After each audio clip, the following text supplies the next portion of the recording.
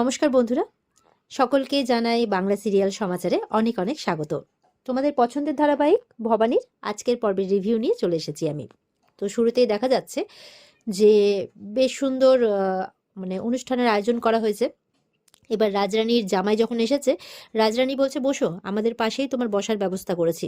সে তো বসেছে, বেশ খুশি, বাহ এটাই তো চেয়েছিলাম, এই না হলো রাজরানীর জামাই হওয়ার লাভ, একদম রাজরানীর পাশেই বসেছে। তো এবার দেয়ান মশাইরা বলছে সমস্ত গ্রাম থেকে আর কি গরিব মানুষেরা ওরা সবাই এসেছে নতুন মেয়ে জামাইকে দেখবে বলে, তাদের খুব আনন্দ। তো তারা সবাই এসে আশীর্বাদ করতে চায়। এবার হঠাৎ করে রাঘব সবাইকে ডাকা হোক, একদম এরকম হাত তুলে একদম জোর গলায় বলছে। সবাই তো অবাক, একদম সঙ্গে সঙ্গে রাঘবের দিকে তাকিয়েছে যে এটা আবার কি হচ্ছে। রানীমা কোনো কিছু বললো না, জামাইয়া ডাকা হোক আর এখনই আদেশ করছে, নিজেকে কন্ট্রোল করতে পারিনি, ওইখানে বসে নিজেকে রাজাই মনে করছে। তো এবার বলছে না যদি রানীমার আদেশ হয়, নম্র হয়ে গেল। তখন রানী রাজরানী ভবানী দেয়ান মশাইকে ইশারায় শান্ত হতে বলছে, আর বলছে ঠিক আছে আপনি ডাকার ব্যবস্থা করুন। তখন দেয়ান মশাই সবাইকে কিন্তু ভেতরে ডাকে। তো গ্রামবাসীরা যে যেমন পেরেছে, কেউ সবজি এনেছে, কেউ মিষ্টি এনেছে, এইভাবে যে যেমন করে পেরেছে মেয়ে জামাইকে আশীর্বাদ করবে। তো এই করে মেয়েকে ডাকা হয়। তো তারাকে নিয়ে আসা হয় সেখানে। তারা আর তার বর দুজন মিলে এবার তাদের কাছ থেকে আশীর্বাদ নিচ্ছে। তারা যা কিছু এনেছে ভালোবেসে সেগুলো গ্রহণ করছে। মনে মনে বলছে রাঘব, এই আয়েশি তো করতে চেয়েছিলাম, এই আয়েশি তো পেতে চেয়েছিলাম, এমনি কি আর রাজরানীর মেয়েকে বিয়ে করেছি, এরকম একটা ব্যাপার। তো এবার সেখানে দেখা যাচ্ছে ওই মালতীলতা সেও এসেছে ঘোমটা ঢেকে। এবার সবার লাস্টে যখন তার কাছে এসেছে, তো সে বলছে, ঘোমটা ঢেকে আছে, বলছে আমার তো দেওয়ার কিছু নাই, আমি যে কি করি। তো সত্যরা বলছে চিন্তা নেই, আপনি মন ভরে দুহাত তুলে আশীর্বাদ করুন, তাহলেই চলবে, কোনো কিছু লাগবে না। তো বলছে যে চোখের সামনে সর্বনাশ দেখে কি আমি আর থাকতে পারি। তো রাজরানীরা কথা শুনে অবাক হচ্ছে, বলে কি বলছোটা কি, পরিষ্কার করে বলো। তখন মুখের ঘোমটাটা তুলেছে, যেই ঘোমটা তুলেছে অমনি রাঘব একেবারে চমকে উঠেছে। আর রাঘবের দিকে তাকিয়ে তো তারা অবাক। মেয়েটি এবার রানীর কথা মতো, রানী তো জিজ্ঞাসা করছে কি হয়েছে, কে তুমি। তো দৌড়ে চলে যায়, বলছে আমার সর্বনাশ হয়ে গেছে, আপনি পারেন আমাকে উদ্ধার করতে, আমাকে বাঁচান। বলে কেন, কি হয়েছে। বলছে এই যে এই জমিদারের ছেলে আমাকে বিয়ে করবে কথা দিয়েছিল। এটা শুনে তো তারা হাউমাউ করে কাঁদতে শুরু করে, সবাই শুনে অবাক। কি বলছোটা কি, বলে হ্যাঁ বিয়ে করবে বলছিল, সব প্রতি রাতে আমার কাছে যেত। তখন তো মানে রঘুরাজা রেগে গিয়ে বলছে, এই সবার সামনে সবাতে তুমি এসব কি বাজে কথা বলছো। তখন বলছে সত্যি বলছি, ও সবান্ধবে যেত। রানী বলছে থামো। তখন ইয়েরা বলছে, বিষ্ণুরাম বলছে আচ্ছা রানীমার পছন্দ করা জামাই কিভাবে এরকম হয়ে গেল, আচ্ছা তোমার কাছে কোনো প্রমাণ আছে। মেয়েকে বলছে। তখন বলছে আমি কি প্রমাণ দিব বলুন, ওনাকে জিজ্ঞাসা করুন না, না হলে ওনার বন্ধু বান্ধবদের জিজ্ঞাসা করুন, তাহলেই পেয়ে যাবেন। রানী তো খুব রেগে গেছে, তারা তো খুব কাঁদছে, তারা দৌড়ে তার মায়ের কাছে চলে গেছে, তার মা তাকে সামলাচ্ছে। ওদিকে ফুল্লরা বলছে ছি ছি ছি, রানীমা দেখে শুনে এই জামাই নিয়ে আসলো। তখন ছেলের মা তো মুখ বন্ধ, বলছে না না না, আমার ছেলেটা করতেই পারে না, এইসব চক্রান্ত চক্রান্ত, আমার ছেলে তো বলছে এসব করেনি। আর ছেলে তো পুরো একদম ডিনাই করছে যে না আমি জানি না, আমি এই মেয়েকে চিনি না, আমি দেখিনি, কখনো দেখিনি, এইভাবে বলছে। সত্য বলছে এই সমস্ত মেয়ে মানুষকে আমি খুব ভালো করে চিনি, আপনি আমাকে বলুন, আমি ওর বাইরে থাকার কোনো ব্যবস্থা করছি। রানী বলছে না, ও আজ থেকে এই মহলেই থাকবে, ওকে অতিথিশালায় নিয়ে যাওয়া হোক। রানীর এই সিদ্ধান্তে কিন্তু সবাই অবাক। ছেলের মাও দেখছে এই মেয়েকে এই বাড়িতে রেখে দিবে, হলো সর্বনাশ, এবার কি হবে। গ্রামবাসীরাও কথা বলতে শুরু করেছে, রানীমা এটা কি করছেন, কি করছেন। তখন বলছে এই চুপ করো সবাই, অনেক হয়েছে। সত্যকে বলছে, সত্য তোমার কাছ থেকে এই সমস্ত কথাবার্তা আশা করিনি।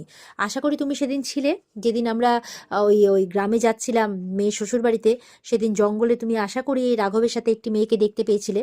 তো সেই মেয়েটি নিশ্চয়ই এই মেয়েটিই ছিল, তাই তো বাবা জীবন, রাঘব বাবা জীবন তাই বলছে। তখন মেয়েটি বলছে হ্যাঁ হ্যাঁ আমিই ছিলাম, কি করব, ওর বিয়ের কথা শুনে আমি দৌড়ে এসেছিলাম ওর কাছে। এখন তো সবাই চুপ, ফুল্লরারা ছি করছে, ছেলের মা কি করবে কিচ্ছু বুঝতে পারছে না। তো বলছে আপনি এই দায়িত্ব আমাকে দিন রানীমা, আমি ওর বাইরে কোথাও থাকার ব্যবস্থা করছি। রানী বলছে না, আমি কোনোদিনও কোনো মেয়ের সাথে অন্যায় হতে দিইনি। এবার সবাই বুঝতে পারলেন তো যে ও পরিত্যক্তা, সুতরাং কোনো মেয়ে আমার কাছে সাহায্য চাইতে আসবে আর তাকে আমি বিপদের দিনে ছুঁড়ে ফেলে দেবো, আমি সবসময় বলেছি যে আমি মেয়েদের পাশে সবসময় আছি, তাই ওকে অতিথিশালায় রাখার ব্যবস্থা করা হোক, এই বলে ওকে নিয়ে যাওয়া হয়। তারাকে বলছে তারা আমারই মেয়ে, আমি জানি তারা তার মাকে বুঝবে। তারা বলছে আমি জানি মা, তুমি যা সিদ্ধান্ত নিয়েছো ভেবেচিন্তেই নিয়েছো। এবার রানী আদেশ দিচ্ছে ফুলসজ্জার ব্যবস্থা করা হোক। তো এবার ছেলে ভাবছে যাক রানীমা ফুলসজ্জার ব্যবস্থা করতে বলেছে, তার মানে নিশ্চয়ই মানে উনি এই সম্পর্কটা আর ভাঙবেন না, যাক ভালোই হয়েছে। এবার ওই আমি মালতীলতার আমি ব্যবস্থা করবো, ইচ্ছে তো করছে একদম চুলের মুঠি ধরে ওকে খুন করে দিই। ঠিক আছে থাক মহলে, আমি একদিন না একদিন ওর ব্যবস্থা করেই ছাড়বো, তাই বলছে। বলছে এখন অন্ততপক্ষে এই তারার আমি মন ভোলানোর চেষ্টা করি। ওদিকে তার আগে যখন ভেতরে নিয়ে যাচ্ছে তখন তার শাশুড়ি বলছে, শোনো তোমার মা তো ওই মেয়েকে এখানেই ঠাঁই দিল, সতীনের সাথে যদি ঘর করতে না চাও নিজের বরকে কিন্তু বুলিয়ে বালিয়ে নিজের কাছে রাখার চেষ্টা করবে, না হলে কিন্তু আমি জানি না। তারা বলছে মা যা সিদ্ধান্ত নিয়েছে ভেবে চিন্তেই নিয়েছেন। বলে ও খুব মায়ের টান টেনে কথা বলা হচ্ছে তাই না, বুঝবে।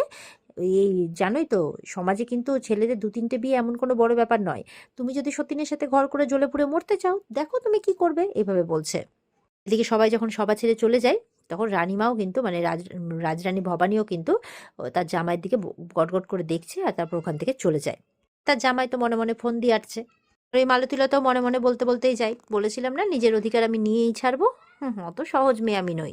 এদিকে দেখা যাচ্ছে ছেলে ঠিক চলে গেছে মালতীলতার কাছে, গিয়ে একদম চুলের মুঠি ধরে মারছে। বলছে এই একদম এরকম করতে যাবেন না, আপনার থেকে কিন্তু আমার গলার জোর বেশি, দেখতেই তো পেলেন, চেঁচাবো নাকি এক্ষুনি চলে আসবে রানীমা, আপনার থেকে আমার উপরে কিন্তু তার দরদ বেশি, ঠিক আছে। বলে কেন করছিস এরকম, তোকে আমি শেষ করেই ছাড়বো দেখিস। বলে কেন করছি, আমার ভাগ চাই ভাগ। তখন ছেলে মনে মনে ভাবছে মানে রাঘব, আমি যদি ডালে ডালে চলি এ তো দেখছি পাতায় পাতায় চলে। বলছে যেই খেলাটা আপনি এখানে খেলতে এসছেন সেই খেলাতে আপনাকে আমাকে সঙ্গী করে নিতে হবে, আর সেই সমান ভাগ আমাকে দিতে হবে। বলছে আজ আমার আপনার ফুলসজ্জা না, যান আপনি। রাঘব দেখছে এখন তো কিছু বললে কিছু হিতের বিপরীত হতে পারে, এখনের মতো যাচ্ছে কিন্তু পরে একে দেখে নেবে, এটাই আর কি বলে। সবসময় নাকি মালতীলতার উপরে নজর রাখবে, তারপরে এর ব্যবস্থা করবে, এই বলে ও কিন্তু চলে যায়। ওদিকে ভবানী চলে আসছে, দয়ারাম দাদাকে তলব করেছে, তাই দয়ারাম দাদা এসেছে যে ভালোই হয়েছে যে আপনি আমাকে তলব করেছেন, আমারও কিছু কথা ছিল আপনার সাথে। তো দয়ারাম দাদা বলছে যে বলুন আপনি কেন তলব করেছিলেন।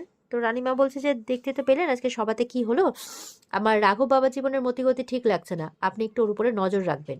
তো বলছে ঠিক আছে। তারপর রানীমা বলছে বলুন আপনি কি বলতে এসেছিলেন। তো বলছে যে যে ডাকাত দলগুলোর খোঁজ পাওয়া গেছিলো সেই ডাকাত দলগুলো কিন্তু ওই দিন মানে কার কথা মতো ওরা সিঁদুরটা লাগিয়েছিল, মানে ওই যে রক্ত ভেসে উঠেছিল ওই ব্যাপারটা কার কথা মতো করেছিল সেটা ওরা বলতে চাইছে, ওরা জানে নাম বলতে পারবে।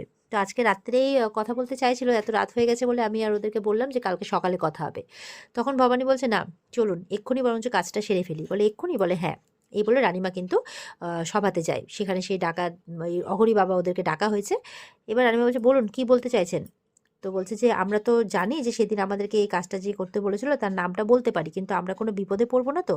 তো রানীমা বলছে আপনারা নিশ্চিন্তে থাকুন, আপনাদের সুরক্ষার দায়িত্ব আমার, এই নাটোরের রাজরানী ভবানীর, তাই বলছে। তো এবার কিন্তু ওরা নামটা বলে দেয়, বলছে যে যার কথা মতো এমনটা করেছিল সে আর কেউ নয়, সে হচ্ছে দেবীপ্রসাদ। এটা শুনে তো অবাক হয়ে যায় দেয়ান মশাইয়ের, অবাক হয়ে যায় রাজরানী, যে একটা প্রমাণ পেয়ে গেছে, এবার তো ছাড়বে না দেবীপ্রসাদকে। আর এখানেই কিন্তু আজকের পর্ব শেষ হয়ে যায়। তো এই ছিল আজকের পর্বের রিভিউ। ভালো লেগে থাকলে পর্বকে লাইক কমেন্ট করে জানাতে ভুলবে না, আর আমাদের সাথে জুড়তে চ্যানেলকে সাবস্ক্রাইব করতে ভুলবে না। দেখা হচ্ছে তোমাদের সাথে আগামীকালকে। সবাই খুব ভালো থাকবে। আজকের মতো পর্ব এই পর্যন্তই, টাটা।